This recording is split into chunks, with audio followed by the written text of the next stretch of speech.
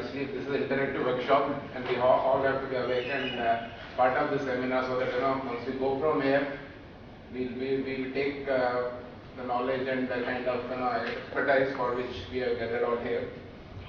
The topic of the CPD is the operational risk workshop.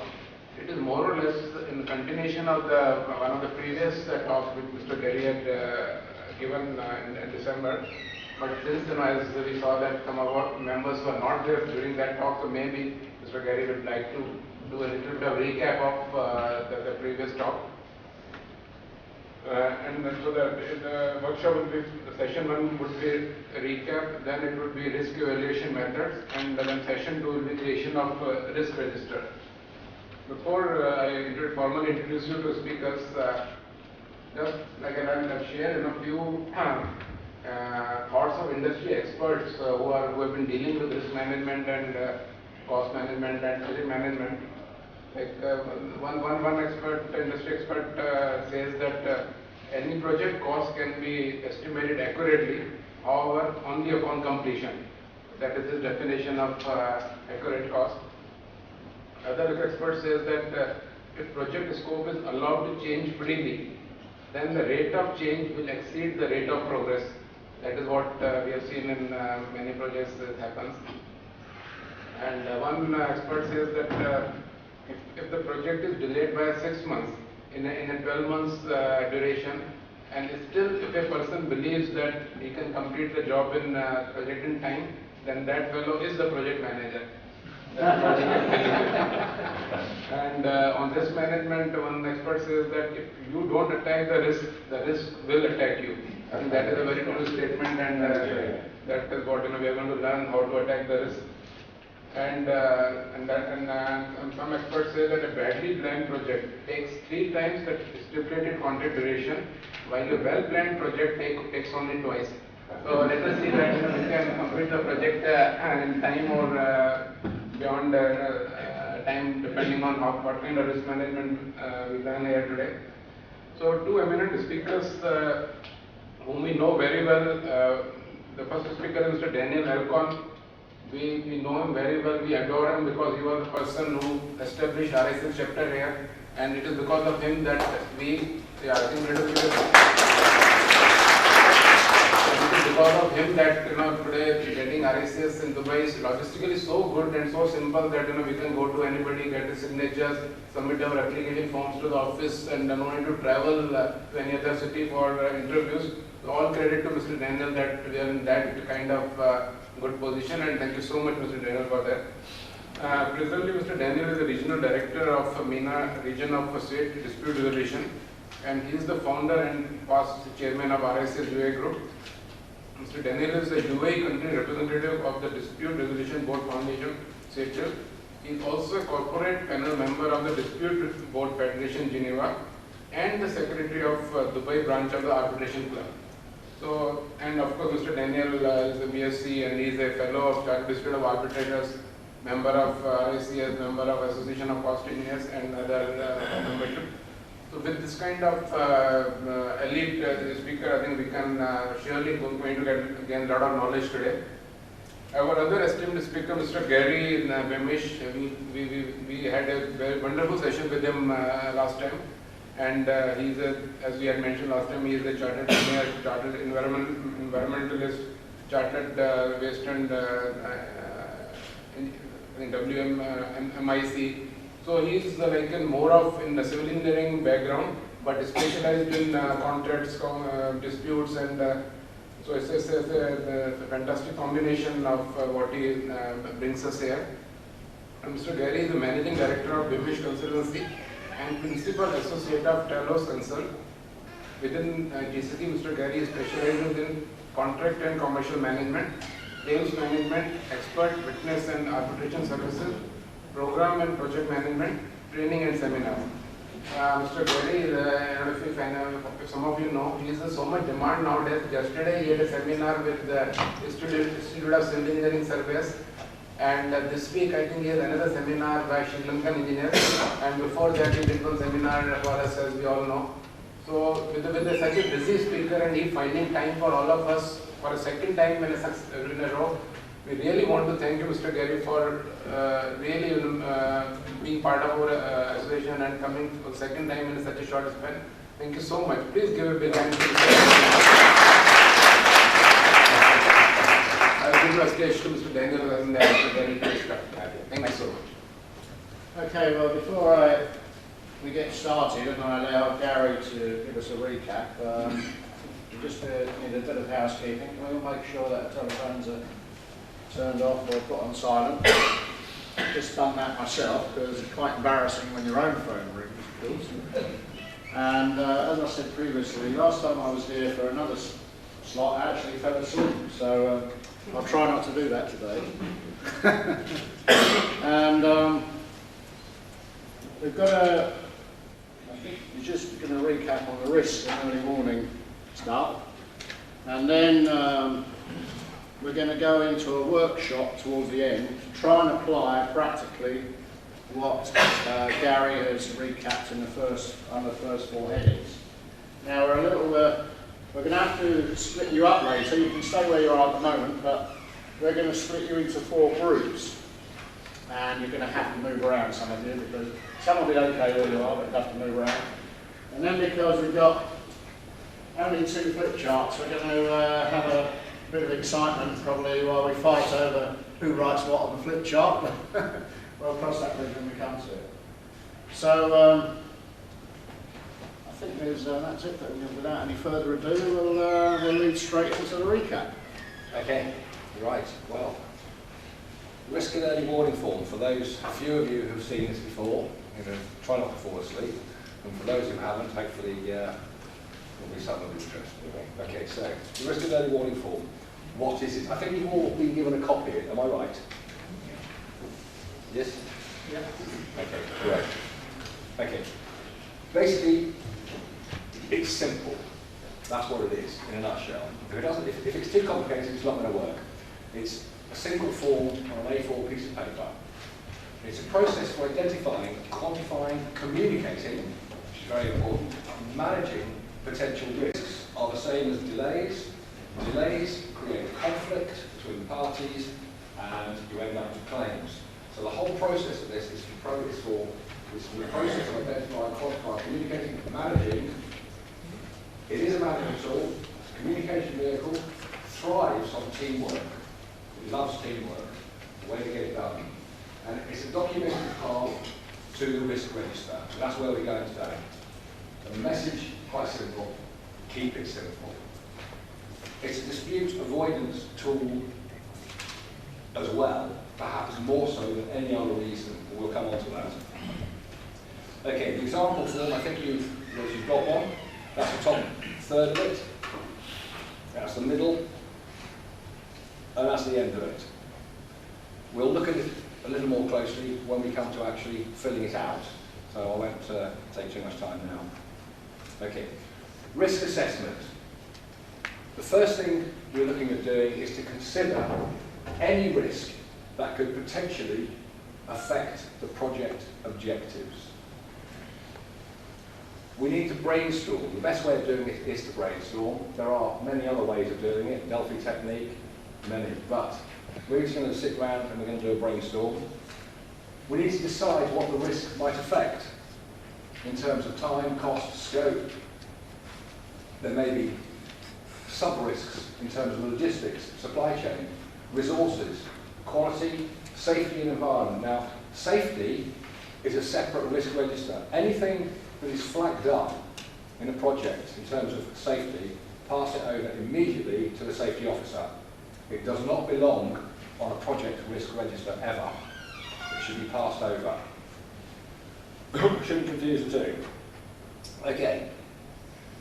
When we're looking at assessment and risks and categorization, if you've read books or you go to the internet, you will see categorization of risks in umpteen different categories, types, subtypes, and it gets extremely complicated.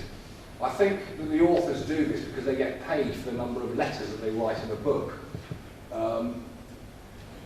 Strictly speaking, as far as I'm concerned, there are 2 types of risks.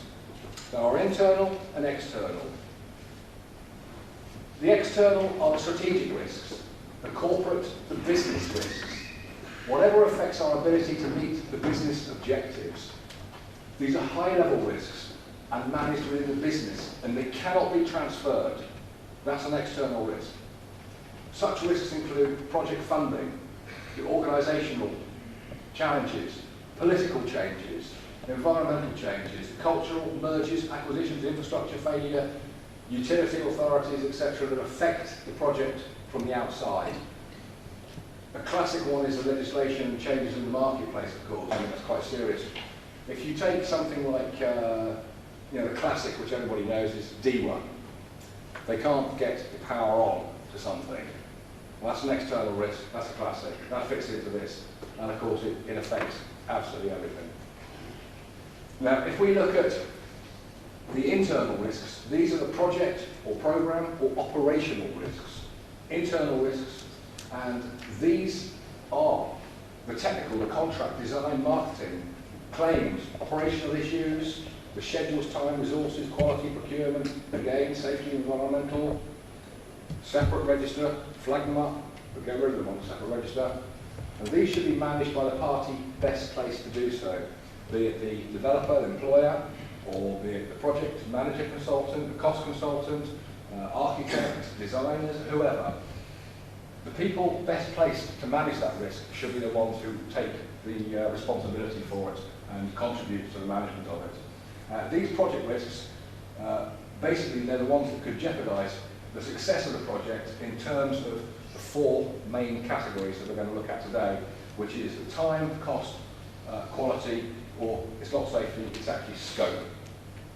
Safety, of course, affects the scope.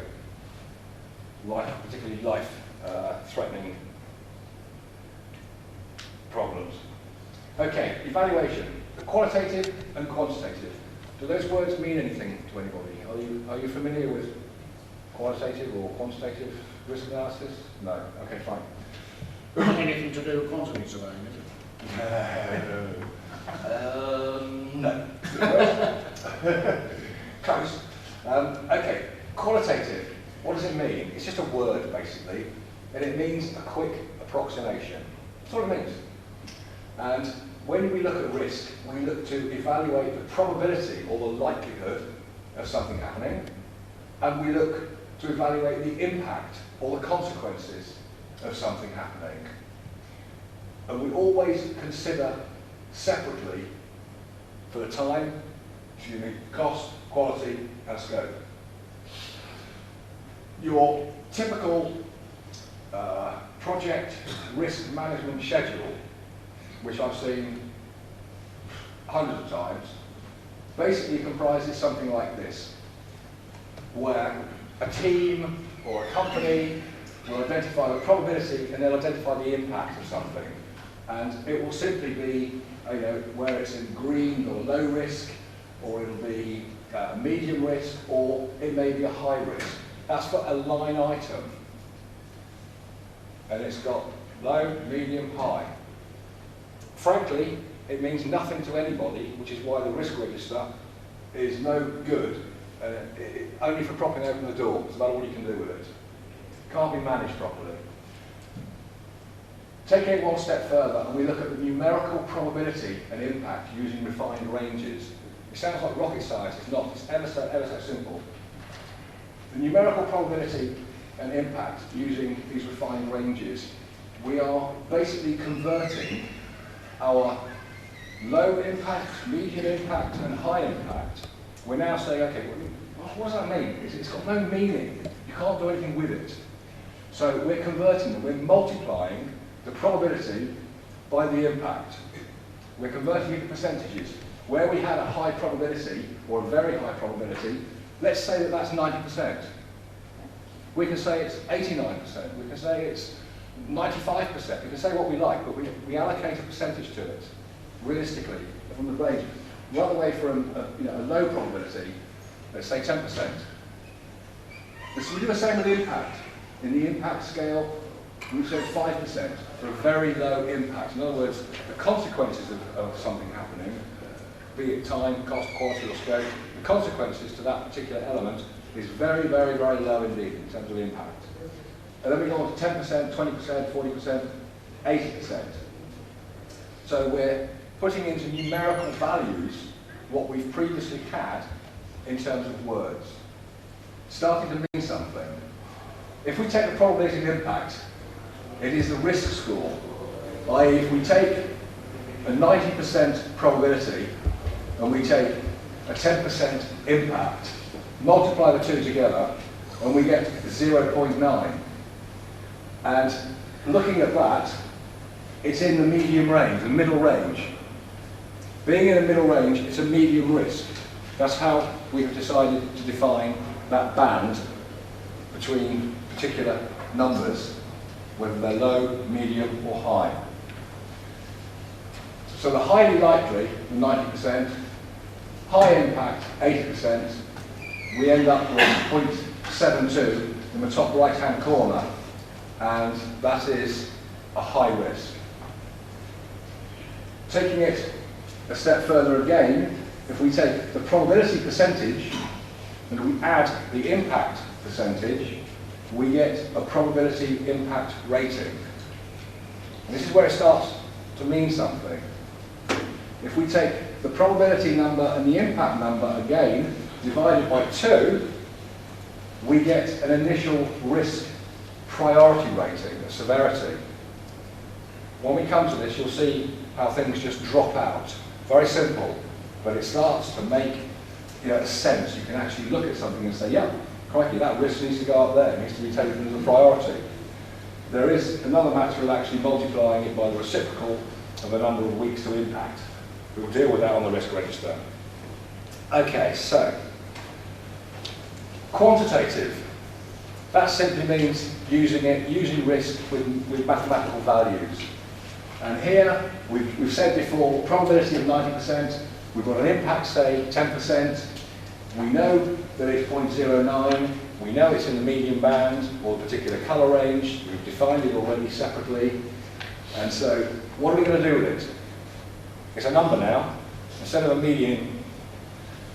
If we take a cost impact, say, of 100,000 dirhams, for which the team collectively decides, cost engineer, project manager, architect, they sit around and they say, yeah, if this actually happens, and the contractor's there and he says, it's going to cost 100,000. Okay, fine. So you need a cost contingency. Take your probability, multiply by 100,000, 90,000 dirhams, that's the risk, because the probability of it happening is very high. So you have a cost contingency item. You can do the same with time impact. If you've got 100 man-hours, the time contingency, again, the probability multiplied by the severity, and you get a contingency time allowance. When you do this in a risk register, for all the items that have been identified, you will be absolutely horrified as to what these figures come to. They will scare the living daylights out of the developer or the employer. This exercise literally provides a simple contingency for cost and time risks. It's a different way of managing a risk register. This means something. Low, medium, high means nothing. On the risk register, you will see that once we have gone through the mitigation and the contingency planning and what the actions are, we then look at the ownership and the priority of those risks. Okay, the risk register itself. We're going to input the risks that we are going to identify. We're going to use the early warning form, basically. So in the 4 groups, we're going to have 1 early warning form per group, and we're going to give you 1 risk. And then the 4 groups are going to come up with 1 risk of their own. They're going to fill out an early warning form, brainstorm it, and then we're going to migrate that information onto a risk register. And then we're going to complete all the columns in the risk register. And we're going to go through the assessment and evaluation step by step. And that's just a file. Yeah, I'll remind the communication review and update findings on a regular basis. Yeah, it should be. There should normally be bi-weekly meetings for risk on any project. Every 2 weeks, in other words. if it's longer, things change far too quickly. Some people say they should have meetings every week. I think that's, if there's an extraordinary necessity to have a meeting every week, okay. But normally every 2 weeks for the whole team, representatives from every party getting together, normally that's enough, and it works very well. Certainly in my experience. Right. Okay. That was the recap. So some of you will have already seen that a couple of months ago, and some others that will be fairly new. Now, in a certain workshop session, you all have to imagine, I hope you've got a good imagination, because you've basically got to imagine that we're in the situation we were in back there, where we're doing a brainstorming session. And so what we're giving you is a project which is not unusual in this part of the world. Mega Million, a shopping mall, what did I say? A mega mall, meaning a shopping mall, with an attached theme park. So you only have to think a little bit, and you can probably count about 10 just in and around this area. And with a contract sum of 100 million. Okay? And what we've got to do is we've got to split you up into 4 groups. So I just did a head count when Gary was talking, and I counted 48, and then a whole load of other people came in and mucked up my numbers. So much for But roughly, anyway, we'd like to split you into 4 groups. So what we've got is, how many rows have we got here? 1, 2, 3, 4, 5, 6, 7. Okay. Somebody got a calculator, 4 into 40. So what we need is, we need maybe one group in the front 3 rows and another group in the back 3 rows, so that we've got one empty row. So if you could just, probably those people who are in the front 3 rows there, some of you can stay there, but I think there's too many. It's probably about 12 in each group. So, all right, I'll tell you what. You guys all stay here, and we've got here 1, 2, 3, 4, 5, 6, 7, 8, 9, 10, 11, 12. Right, okay. Can you guys here in this row, can you all move over there, please? So that we put you in that row over there, on the back. Oh, he doesn't want to be in that group, he's moving over there, look.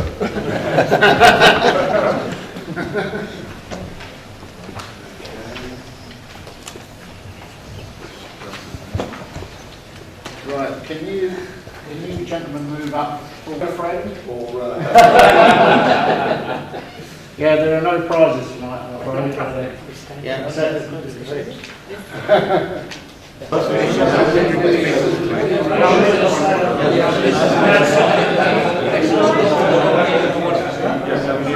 Right, anybody expecting a cement shortage immediately?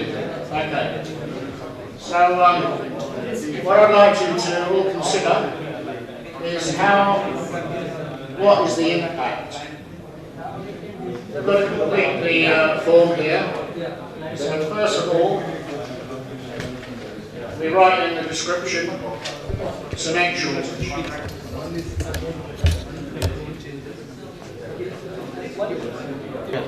Quality, yeah. So we're looking at specifically something that affects the quality of the project. Quality is in terms of materials, the overall development, but it has to affect quality. If it doesn't, you can't do anything. Okay, so that's what it is. First one, early warning form, cement shortage. So someone is going to have to write it on one form, and then everyone else is going to have to discuss as to what the probability is, likelihood of it happening, and what the consequences are. So what is the hypothetical? Make it a bit of fun. Okay, well done.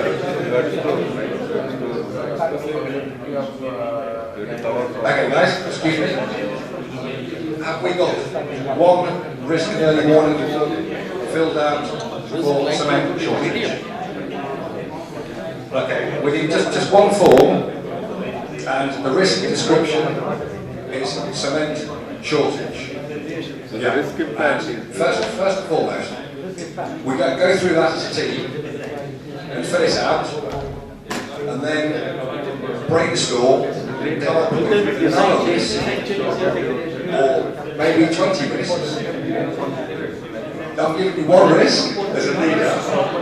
Yeah, cement shortage. You've got to say, well done. But if you stick them down here, then you decide. Yeah, cement is compulsory. But after that, you've got 7, you say already, and as a team, you can decide which one of those 7 you would really like to attack. Okay, you have to halve the size of the hotel to 200. Well, the business plan is going to go out the window. So these are sort of things that they do happen. So I'll leave it to you. Whatever you think is real-ish. Good work. Let's come over here and see the time that project number 4. Okay. Basically, we want you to consider 2 risks. The first one is the cement shortage. The idea of the flip chart was to write down risks, but you can write it down there. So we need to go for data.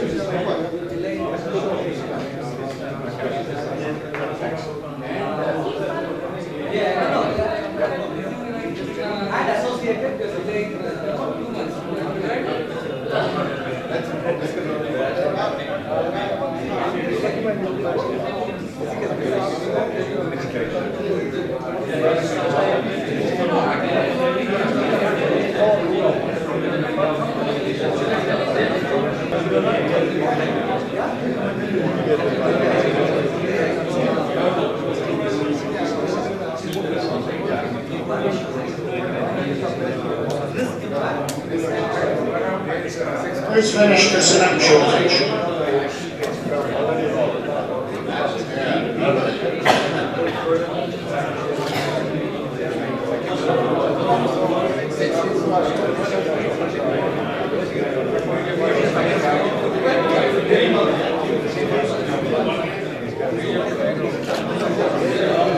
How are we doing here?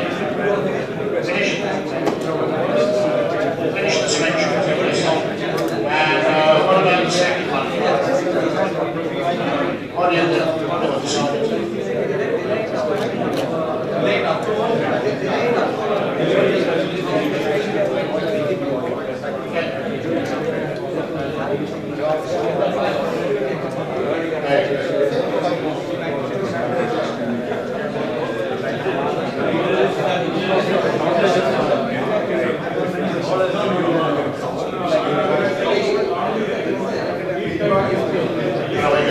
You finish the same shortage.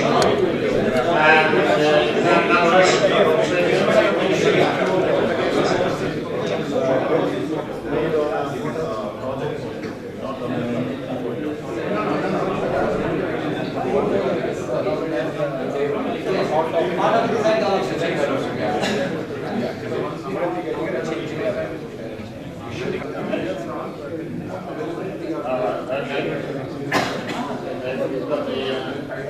We've got the captain on his side there.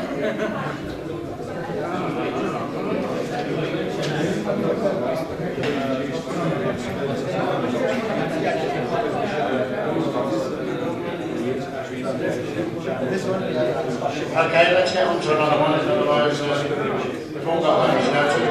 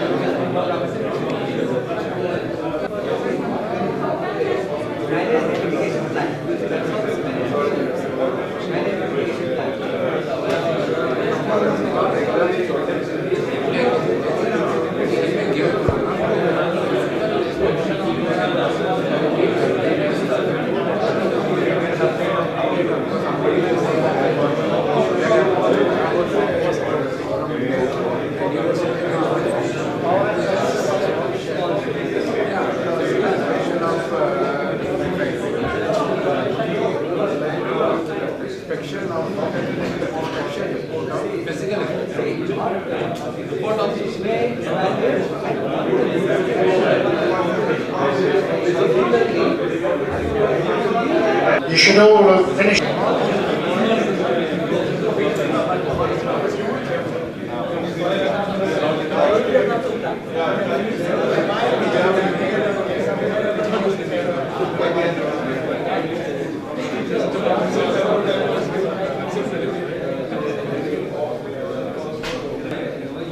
Not done properly.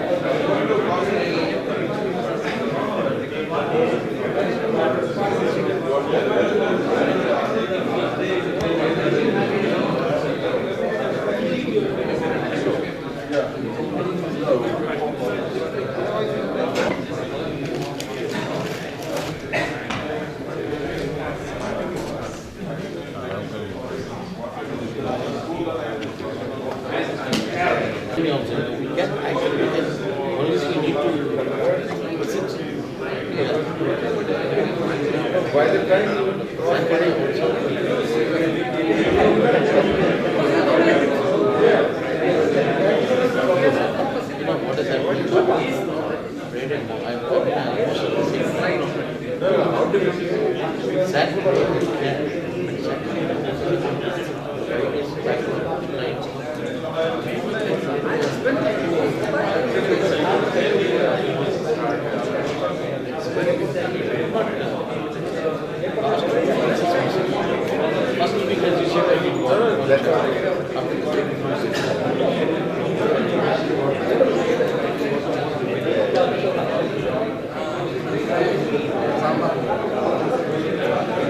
Sir.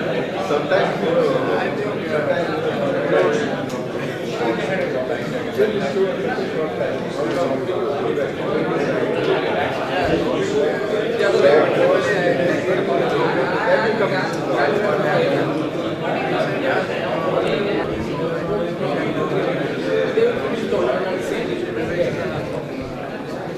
C and D, how are you doing? Because as you can see, everybody down here sitting down enjoying themselves. I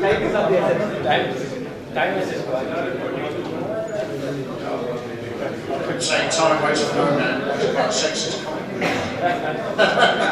Snack the paper time. Shall we keep the board like this or how you want to keep that? Or we'll keep it the same? So we will keep it the same.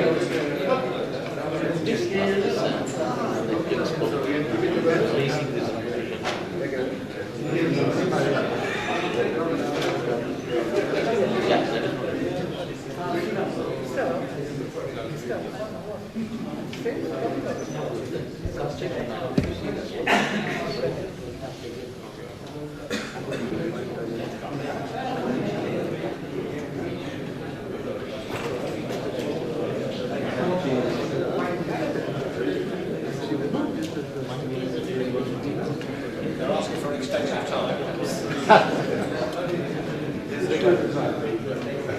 Which group's that that wants an extension of time?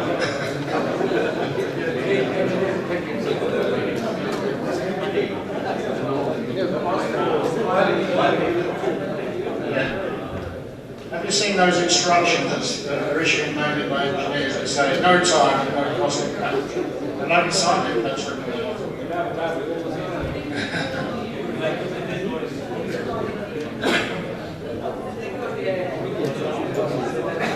How are we doing? Have you filled the forms in?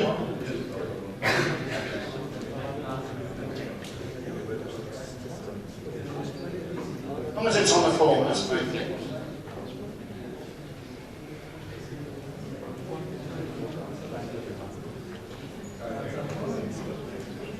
You've completed the form, yeah? Okay, that's great. No need to put it on there. Okay? Thank you very much. I'll take the seats and so that's okay. Now then, Group A was doing.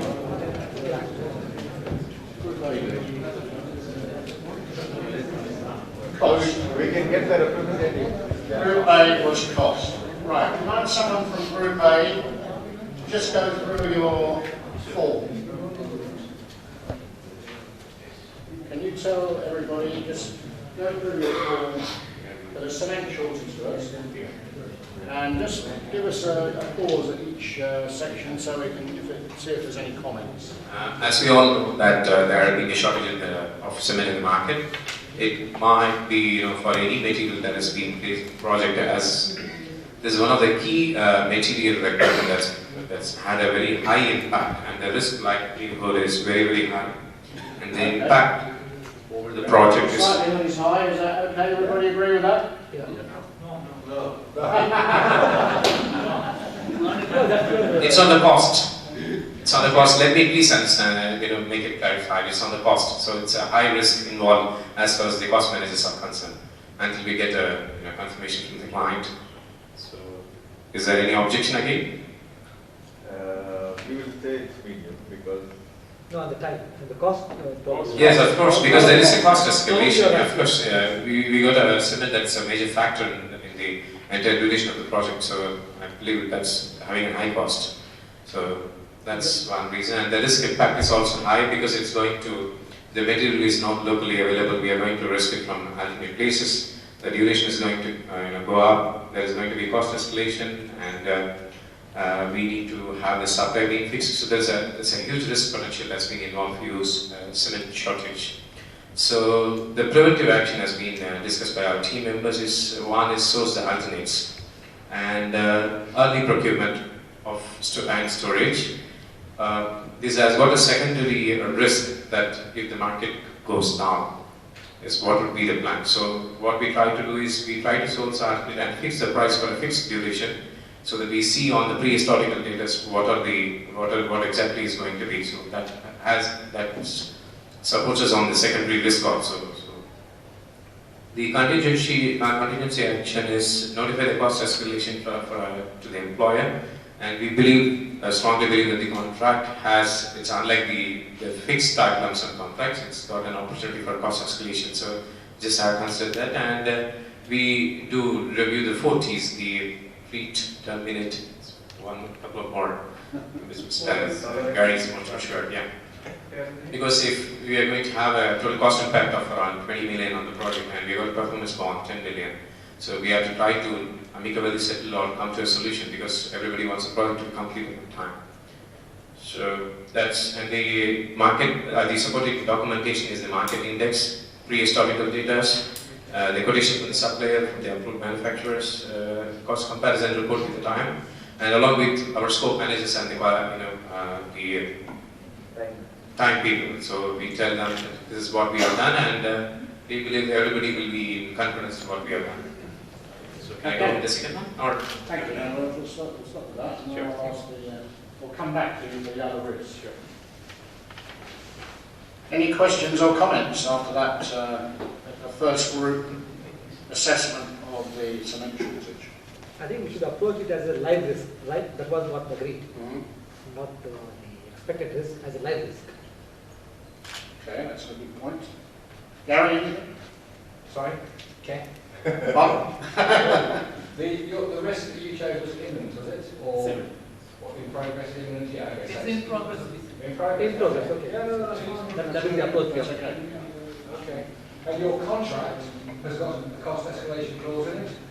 Yeah, that's what we clarified, that there is an escalation that is to be checked, so we put that out. So the cost escalation is in your Yes, contract? yes, yes. Because if it's not, No, we take you have to go to federal law under the civil law. Yeah, that is. Because it is unforeseen exceptional harm. If it has cost a lot of money, you can go through federal law, but not in the contract. You have no escalation clause, no comeback. Close the contract, go to federal law. Yes, in that valley, you go to the executive council and you tell them that you've just lost 100 million because of cement shortage. It's not your fault. It's a bit like force majeure. It's nobody's fault. It's happened in the market, and it has actually caused exceptional, unforeseen damage.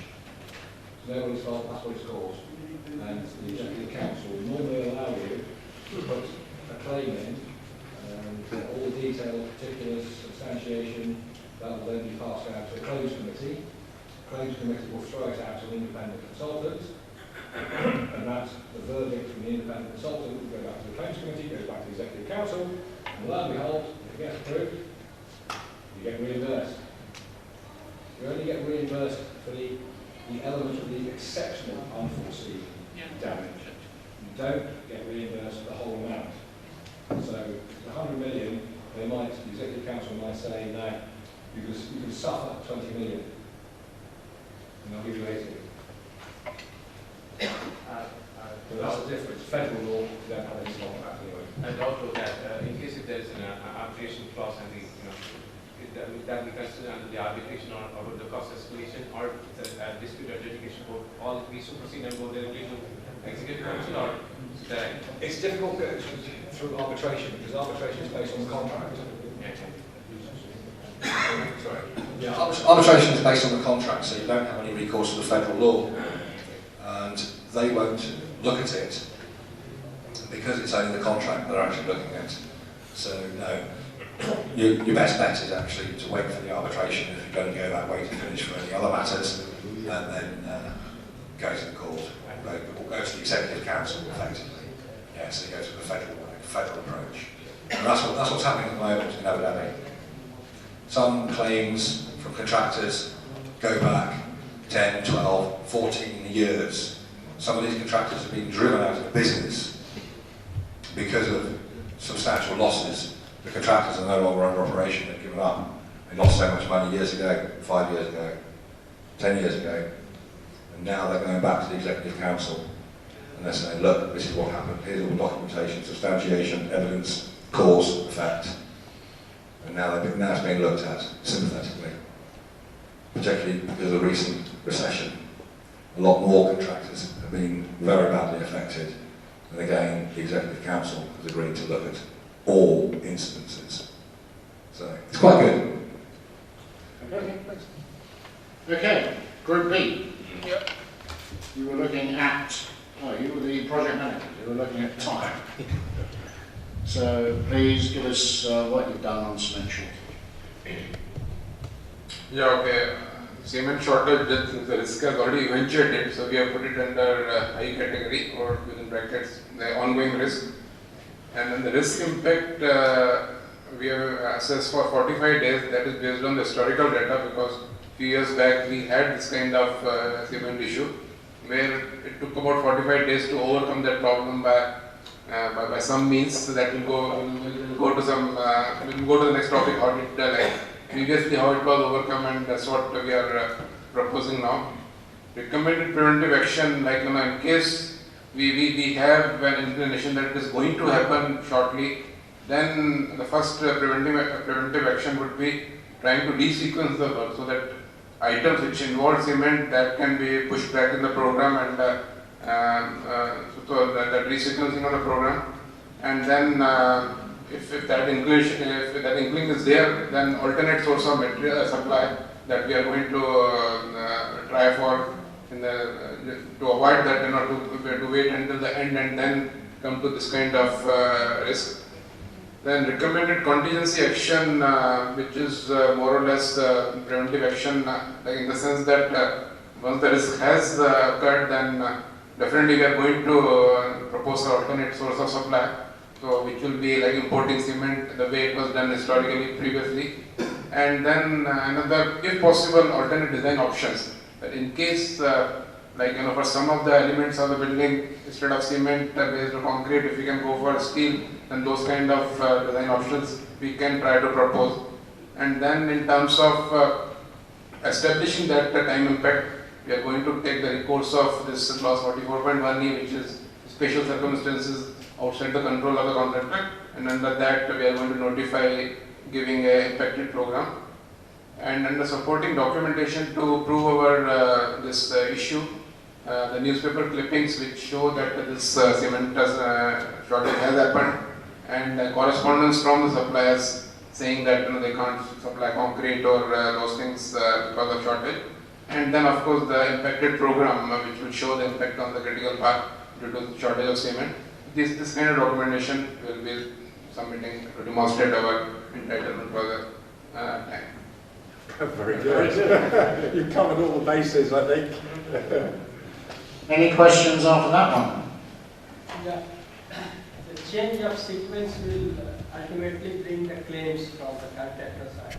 So how you are going to mitigate that? Yeah, see this resequencing, that can the resequence, if possible, if we can resequence the work without incurring the cost, that is called mitigation, and that is contractor's obligation, which as a prudent contractor we would do. But in case resequencing involves the cost, and resequencing is impossible to do without incurring any cost, then we'll give the option to the client that either incur a delay of 45 days, or this is the cost, minimal cost for resequencing. Then the client has to select which option suits him better. Cement being one of the major, in the construction project, we expect a suspension, but can we also be considered, or how do we? No, the suspension here, not suspension is what the client suspends, that is under 44 that he suspends.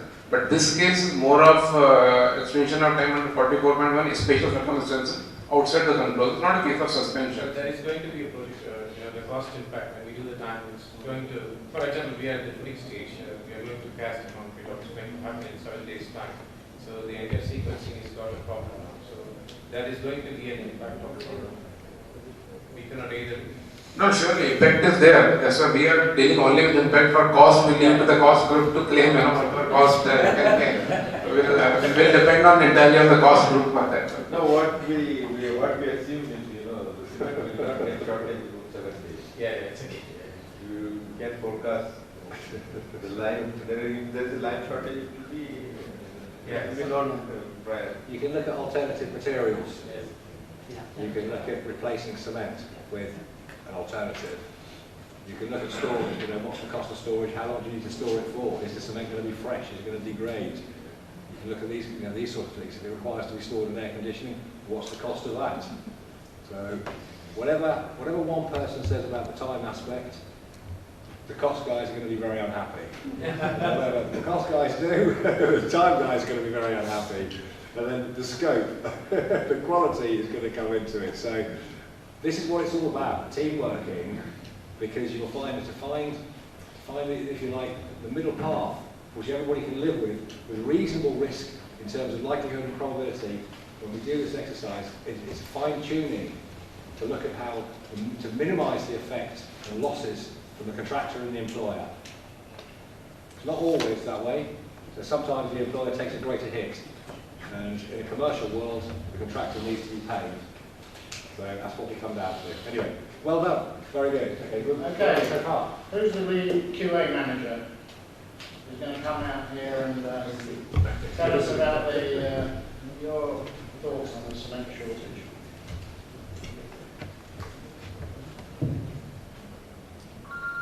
In fact, Someone didn't turn their phone on. the risk is, of course, is high. In case of shortage of cement, it's high risk. And most of the points is whatever we thought, both the teams already discussed.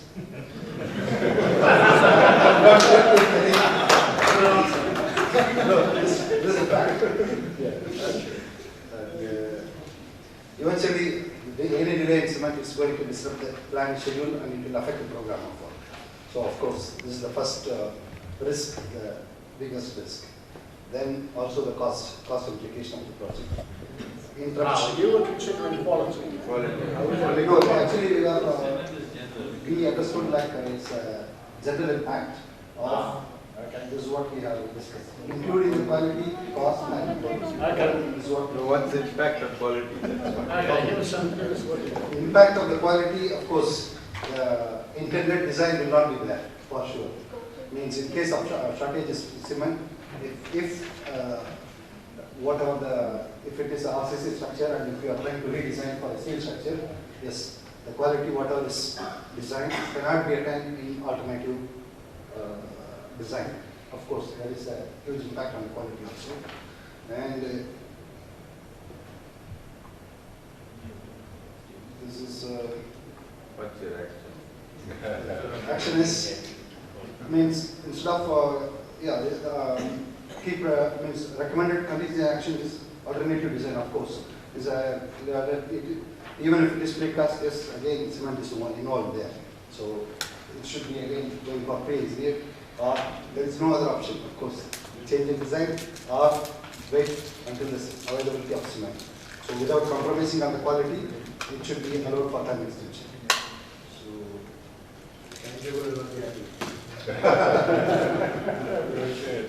Sourcing from various people also impacts the yes, quality. this is alternative materials are Absolutely. means alternative suppliers keep ready on board. Have approvals for several sources of origin. Will you be happy with Or you can get approval. Different sources complying with the same standards or same quality. Say RAK cement or Sharjah cement or Saudi cement. No, Well, you could get Chinese cement, that might not be such good quality. Yes, it's not. I've got Chinese people here tonight. you can get approval from the employer to Their life ends by 8 create a o'clock. design. No, means keeping a design, expecting that the alternative design, keeping an alternative design ready, expecting that the cement will be shortage is not practically possible because nobody will The expect. risk has already occurred. Yes, risk has occurred, but the study will be like how long it's going to continue, this shortage of cement, how long it is going to do, how long it's going to take to recover this scenario. I think. Then the redesign, the time required for redesign. If suppose if the cement is going to be available within 2 weeks and our redesign is going to take minimum 3 weeks, then there is no point of going into redesign. I think. The quality because of transportation, the cement has got a life shelf life. So by the time it comes from China, maybe the strength is already gone. So that's one of the. That's a problem. Yeah. Any other comments on quality? Value can be optional. Sorry? Value can be. Okay, finally, can we have one of the managing directors out front here to talk about scope? Nobody wants to volunteer. Well, just on the quality issue quickly, if you're redesigning the actual structural life of the building, and there's all sorts of issues which spin from that, it's very interesting. Anyway, well done. So, but as already time cost and quality as discussed, suppose the same points already discussed, but we're going to put up in the shoes of the project owners basically, and we have defined likelihood. Yeah, so we assigned medium risk for the likelihood. Likelihood is medium, and the impact is going to be high. So everybody is forcing.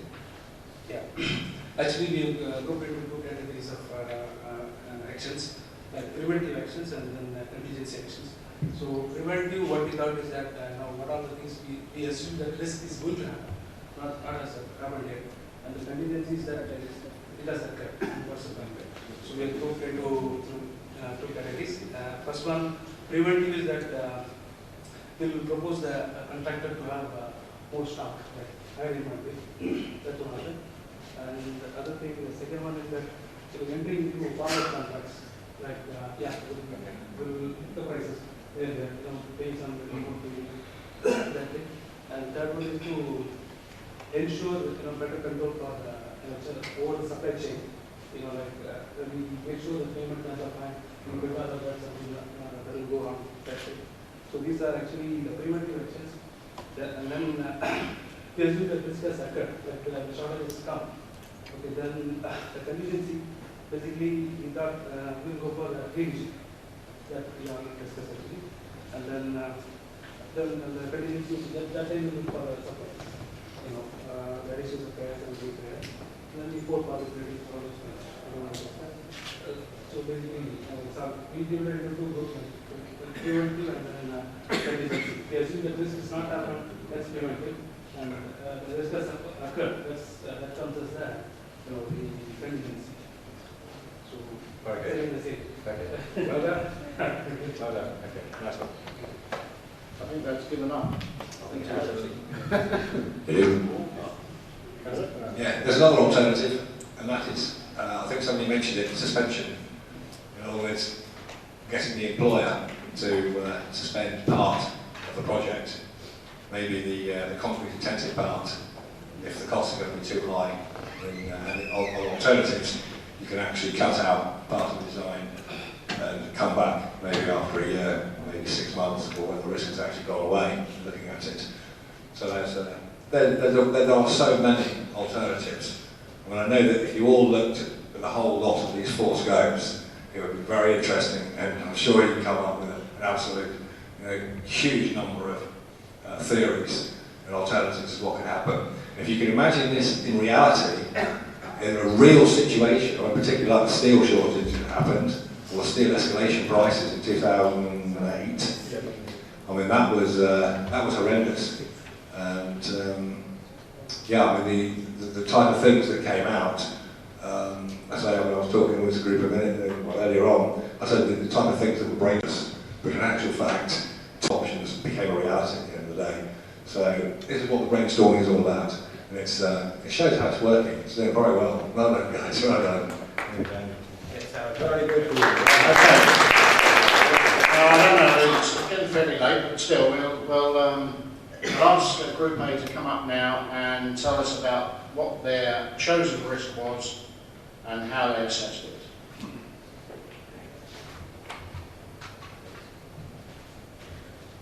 We have chosen scope changes among the selected risk. So scope changes. For example, you exclusively deal with the scope changes. It's always Obviously, there is a time. You guys, you have the privilege of being last, everybody else has done till work. That's the managing director. You just said you delegated it. So the risk vacuum is medium because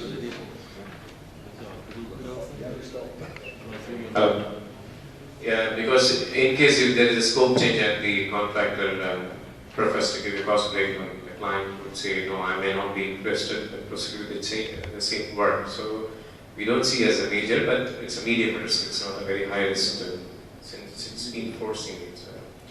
Then, but if the risk impact is high because if we do the project, sometimes we have to hold that project in place and resequence. So there is obviously a reason to, there is a delay on the project and the impact of time. So risk impact is very high. Try this one. it's a fine. This is loud, much more. Okay. Yeah. Recommended preventive action is we check the contract documentation and we check whether the notice has to be served, the history of the documentation as per the requirements of the contract, evaluation of variation, procurement and sourcing. These are the preventive action to see if this risk can be mitigated as a responsible contractor.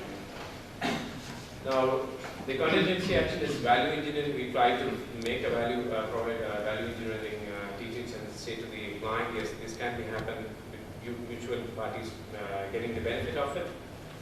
And we also see the staff availability and the staff plan to ensure that the sequence does not make a big impact. Resequence the activity without any delays if possible. We supply the variation analysis, revised program from the timetable and delay notification, cost, and the history of events. These four things we bring to consideration for the approval of the scope change or the variation. Yeah. Okay, any questions? No. Thinking very hard. We asked him, he's going to ask many questions.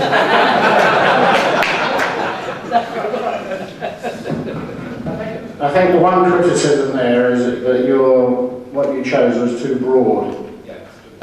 You know, you basically chose a whole section of the contract. Generally. That's my preference. Okay, I'll just add my voice. Okay. Like now, our chosen risk is the delay in approval and delivery of specialized equipment for theme park. Okay, like there can be two options, whether it is a nominated subcontractor or a domestic subcontractor. So we have assumed that it's a domestic subcontractor and we are going to have him the delivery through a domestic subcontractor. Likelihood risk is very high. That's what we have come to know from our previous historical data, that always this specialized equipment always that gets delayed most of the time. Then the risk impact again from our previous historical data, we have assessed about 3 months of delay in case this kind of delay occurs, and recommended the preventive action under that what we are going to propose involving prospective suppliers from the design, from the very beginning or from the design phase itself. If as a main contractor, if we are involved in the design phase, then we'll ensure that we involve those prospective subcontractors or suppliers from the design phase itself, so that they know what are the requirements. Design can be adjusted based on the sizes, availability of those equipments. To have 2 to 3 prospective suppliers on board, instead of relying on just one supplier, we'll make sure that 2 to 3 prospective suppliers are on board. So once the order is finalized, once the exact requirements are known, we can then select one of those. And in case this risk occurs and the delay is there, then the contingency action is that pursuing procurement with the alternate supplier. That in case that first chosen one he fails to deliver in time, then we will propose another supplier, even if it is a little premium cost. That again it will depend. In case the delay in approvals and all it is from the client, then we'll definitely claim for the cost, the difference between the prices what we got from the first lowest and the second proposed supplier. And next contingency action will be to air freight instead of the normal sea shipment. Again, the cost involved depending on whose delay it is. If it is employer's delay, then we'll claim for that cost. And the supporting documentation to ensure that this risk doesn't happen, or to avoid that the probability of occurrence.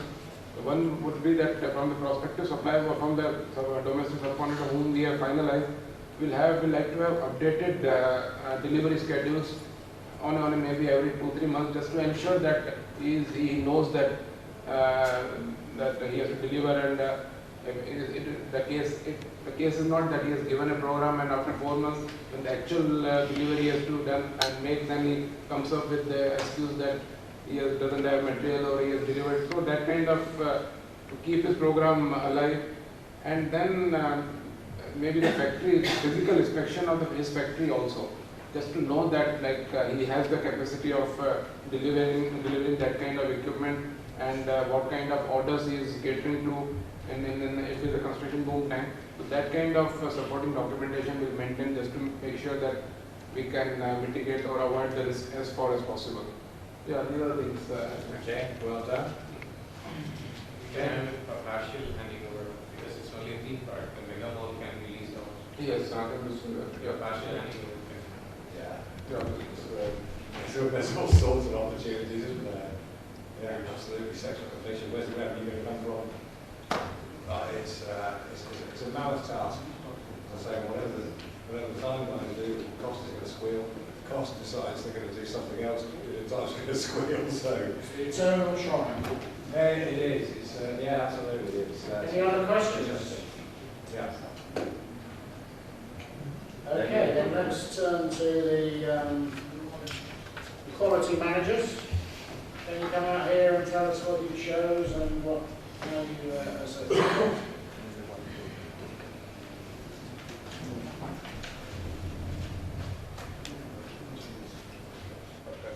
Speak loudly. Yeah, sure.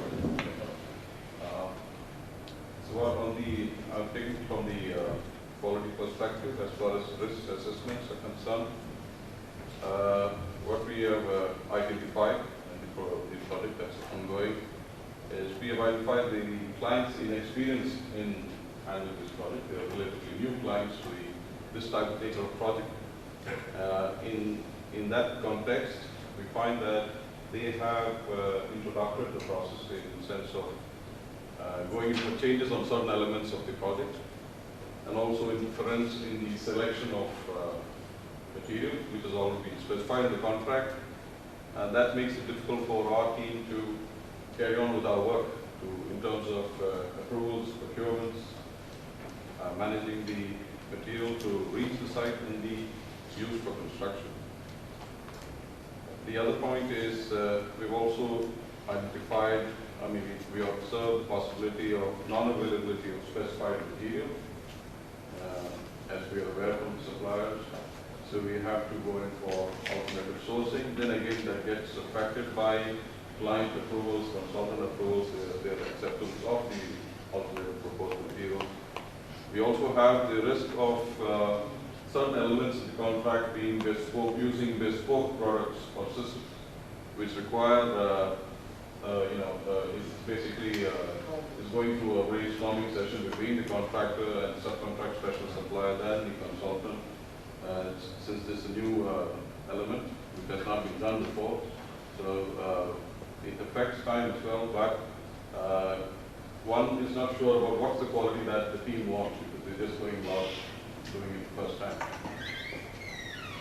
Another aspect is gaps in design, or shortfall in design. We find shortfall in design elements between the various sections of work interrelated to the multi-trade work. That's a high probability. We have noticed that because of various systems in there. We propose, and the impact is high because while the construction is going on, we would find that the interruption to work, proper plans have not been done to overcome that.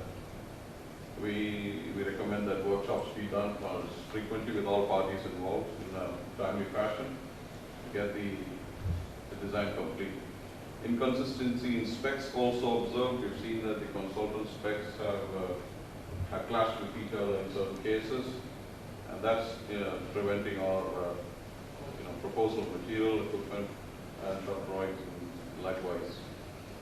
Competent personnel also is an issue that we have noticed in terms of agreeing to what's the kind of quality that's acceptable on site, especially in terms of the supervision personnel from both consultant and contractor side at the site not being able to agree to what is acceptable. So this is basically dealing with the competency of the personnel in the sense of training and their experience. Also, we have noticed that stringent supervision by the consultant by going far and beyond what's required as far as acceptable quality is also causing a lot of disagreement and work not moving forward. Fit for purpose design and build elements in the project.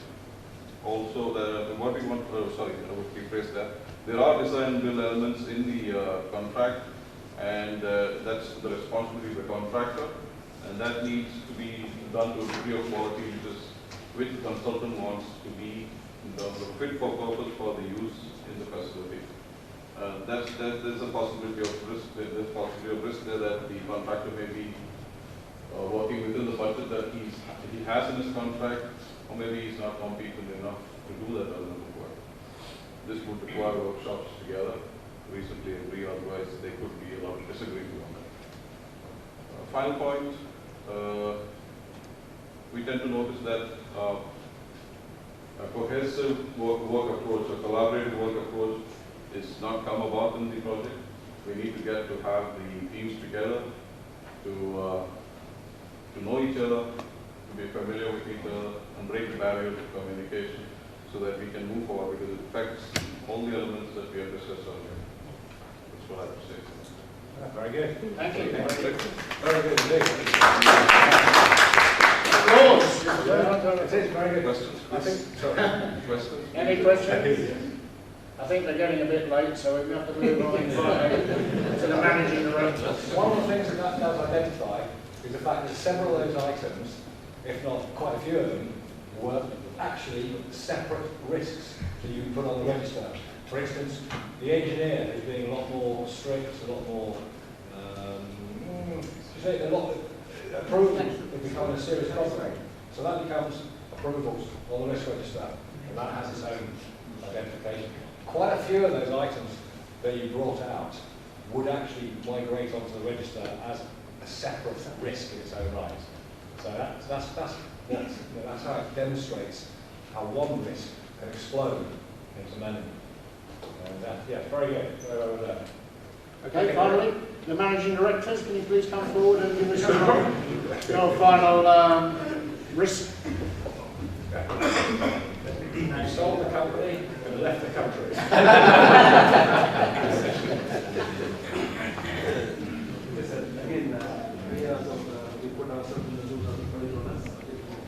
Can you speak up to the audience? Gary's heard it all before. It's okay. No, you have to. Keep that. Yeah, I think it's been very simple because we have chosen such a risk. It's the authority requirement changes, and we put ourselves in the shoes of the project owners. Are we planning to, make the preventive action plans and contingency action plans? The likelihood is actually generally low because we expect the contractors to know the regulations better, and that's why we choose the likelihood is low, and the impact is going to be very high. If there are such the changes as happened, like we put the score for the impact is high. Okay. So I think there's nothing much we can do, when such risk occurs, like the authority changes. Right? For example, we thought of something like one of my team colleagues has suggested one change. Like in Jumeirah village, there was a change by the authority that there's no district cooling systems is permitted. They have to go for the chillers. The people went for a run to the design of district cooling, and then suddenly the authority says no district cooling is allowed. And some places like the project went ahead, and we went ahead with the project, and the town planning authority, they come and said, no, we don't have the infrastructure, so we can't provide the infrastructure. So such risk, this authority government changes, is what we've thought of. Basically, the preventive actions include like first thing is like we anticipate this risk. So we design the contract in a manner that is flexible for changes. Not fixed on some or restricted various classes we don't put like that. We will leave the cushion for the contractor, make him comfortable. That way.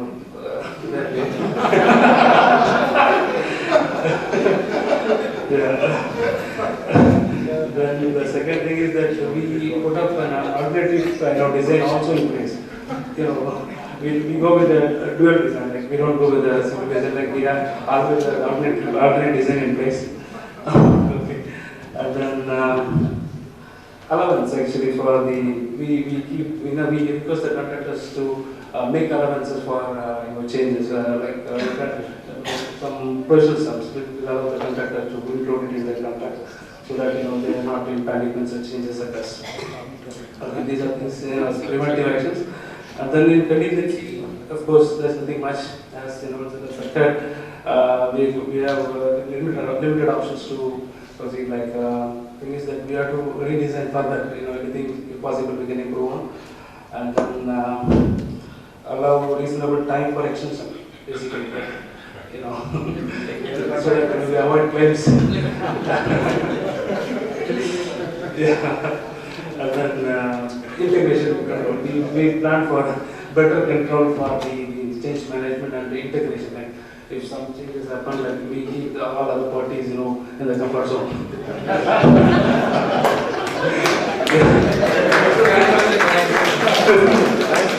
That's it. Thank you. Well done. One thing this evening has confirmed to me is that project managers think they can do the QS job better than they can. QSs think they can do the PM job better than they can. QA managers, they're in a world of their own, and managing directors don't care. I'm actually surprised you didn't say the risk is too high, we're going to change the project and move to a different country. Okay, well, the plan, I don't know, it's getting a bit late. Do you want to carry on and quickly run through the... What would you like to do? Would you like to carry on for, say, 10 minutes, trying to really rush through this to get the risk register element done? Now we've gone this far, gone through the brainstorm, you can see the benefits, you can see the interrelations of it. That is such an important part in its own right. If you like, the seed is planted, to watching the fruits arrive actually comes from filling out the register itself, and all of a sudden you can actually see where it's going, what's happening, who's going to own it, and how it's going to be managed, and how you mitigate these things and manage down in terms of likelihood, or manage out the severity. That's the risk register element. I don't know, we'll take a general vote as to whether we'll carry on for 10 minutes and Yeah, give let's it carry on for 10 minutes. Okay, well done, great. Right, Daniel. Okay, a risk register. Okay, you're going to have to probably get back into groups a bit, because we haven't got one of these each. So, we'll just sort of huddle around a bit.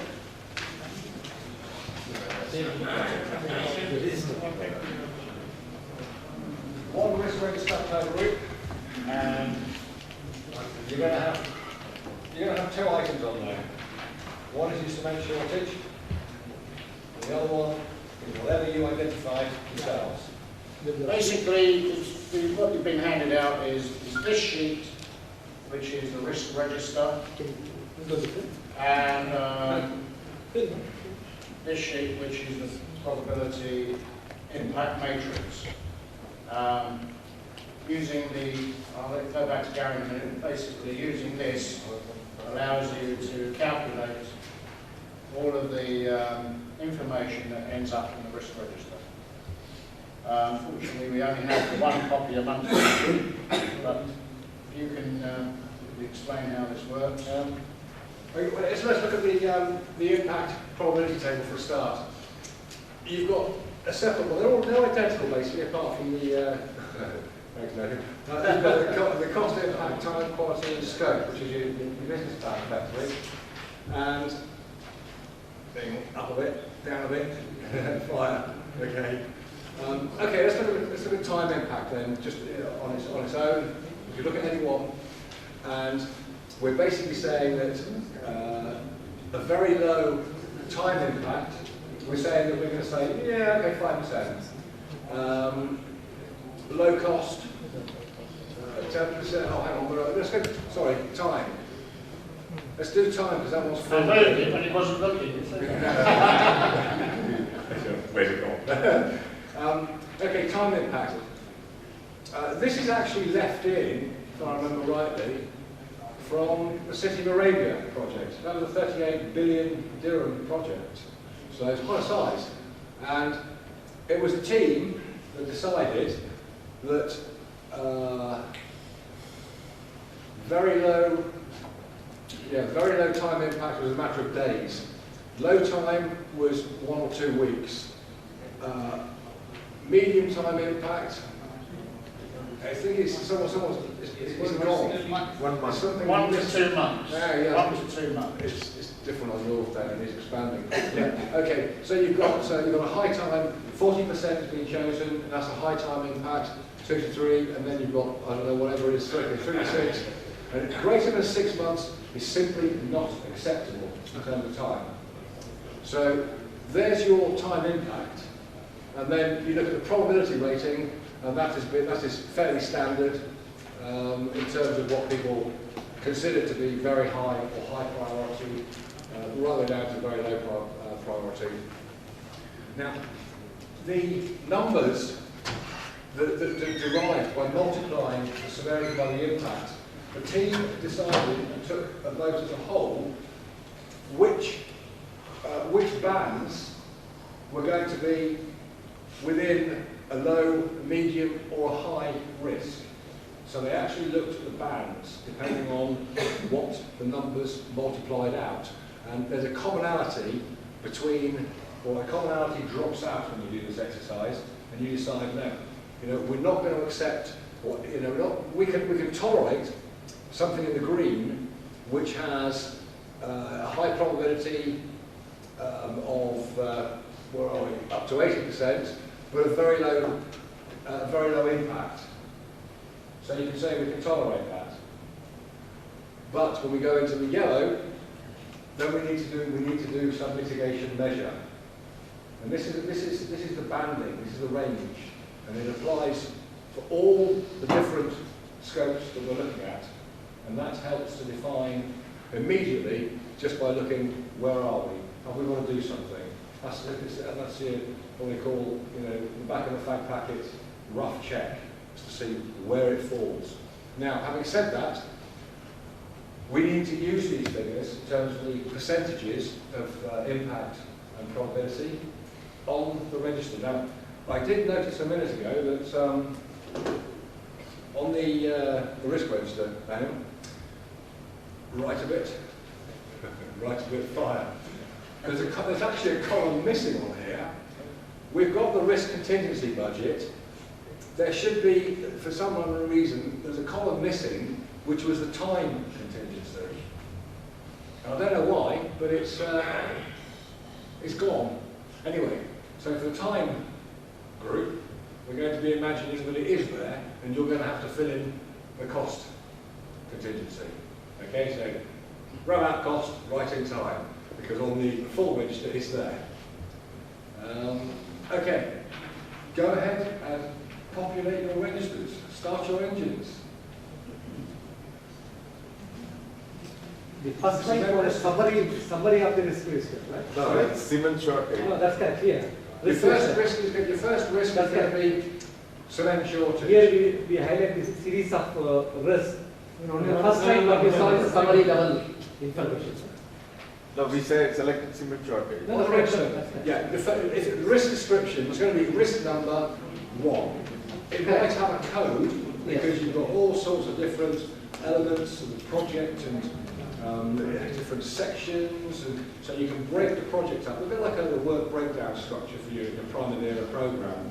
You might use an ID number, an ID for that, because you can actually link it immediately to the program. It's useful for timelines. Don't worry about that. Yeah, don't worry about that, Harry. Anyway, risk description, cement shortage. The description of the impact, that's what you've already got. You've already written something on this. On your form. You migrate that information into the form. Then we start looking at the cost, probability, impact, or the time, or the quality, or the scope. And we need some numbers in there. For the time, guys, you've got one little extra bit to do, because you need to be able to multiply your figures, which is note number, I'm going left a bit, right a bit, 5, by the time impact. And it actually works better if you use what's the reciprocal of the time. So if you've got 10 weeks to impact, you take it as 1 over 10 and multiply that by the percentage, and it comes out with a more usable number. And it does, it works quite nicely. It just makes it a small number as opposed to a long number in a small column. So, up to you. Any questions? Yes, can we go to the previous slide where the Yeah, color let's scheme do that that. you have read? Yeah. Can we explain that? For example, time impact, we say 45 days. So that means this comes under 1 to 2. 1.08 would be the we said 45 days. This is 45 days is 1 to 2 months. 1 to 2 months. And we said the probability is high, right? High, yeah. So that This is a summary of the 2 risks. Are you saying 45 days in terms of the time that it's going to take to impact the project? yeah. For the cement shortage to get another supplier to bring in. Okay, so that's medium time impact. It's 1 to 2 months, 45 days. So it's 20%. And we said it's high, so it comes to 0.06. That's what we said. Okay, these were set for the City of Arabia, okay, because it was a 38 billion dirham project. Yeah, okay. Every one of these, the cost, time, quality, and scope, the whole point is the team has to get together and look at these ranges, look at the numbers, and look at what percentages they want to use. I mean, the team might not be happy. A very high probability of risk. They might say, no, we want that to be 95%. We want to be sure about it. It's a lot more sure. You might, the very high or not acceptable is 90%. You might say, no, we're going to step that forward to 95%, but we're going to reduce the time from a 6 months total impact of the project, or delay to the project, critical delay. We can't, on the size of the project, we can only actually have 2 months. Otherwise, the scope guys are going to say, hang on a minute, our business plan's just got out the window. So all of these things have to be looked at and taken into consideration. Again, for this exercise, it's totally hypothetical and theoretical. If you're doing it for real, a real project, you've got to look at these probability matrices, because they make a huge difference. So for each risk, we'll have a risk assessment form. No, The summary of the entire risk. No, what he's saying is that all for the project, you have to standardize. For each project. Oh yeah, every project is bespoke. You can't move one. You can't move this to another project. But for the sake of this evening, we are. Yeah. I mean, what I say, one of the things that you find is that risk management companies, they take it in terms of low, medium, or high risk, and that's all. There's none of this. Yeah. And what is even worse is that they migrate the same kind of disruption and delay and cost from one project to the next. And they have a standard in their folders. Personally, I've never seen anything like it. It doesn't work. It's, unfortunately, this works.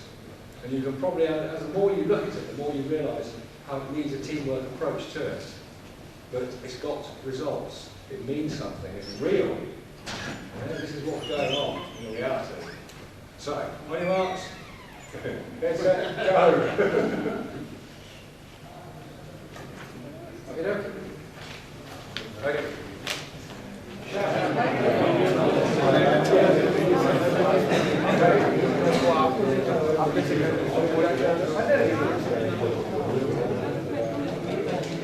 if anyone wants any business cards or Gary or myself, they're on the front.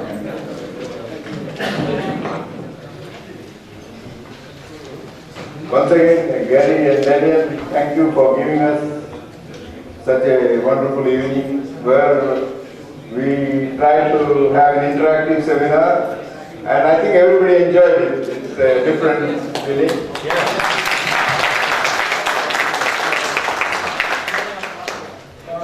We just wanted to see how much our group members participate, and I think everyone participated and they liked it, and we look forward for future events.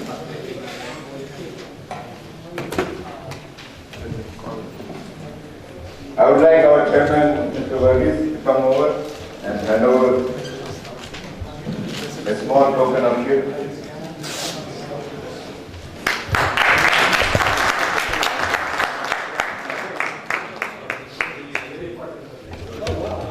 Thank you so much for taking it up.